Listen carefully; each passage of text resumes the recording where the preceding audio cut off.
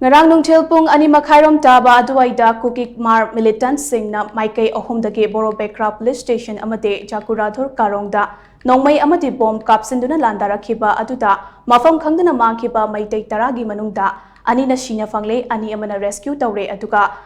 taruk amana Kuki Hmar Militant Singna phararaga pukhre haina press na phangba paw amana hairi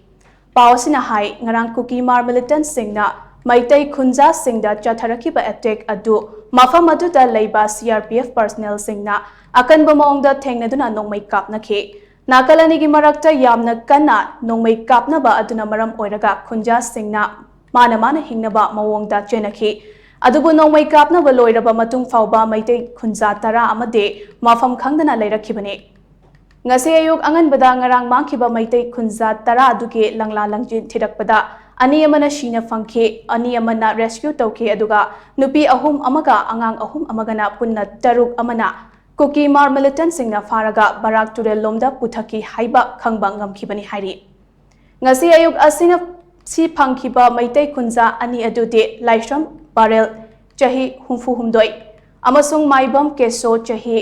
humfutara mathoini rescue tawkhiba ani aduna pebam Rajkumar chahi humfumari amasung oinam thonglen chahi nifumangani aduga Kuki Hmar Militant singna pukhre hairiba sing aduna laishram haitombi chahi kunmanga mapuroibagi maming L herojit amasung machanupa ani L chingkhainganba chahi ani makhai amasung L lamnganba thatara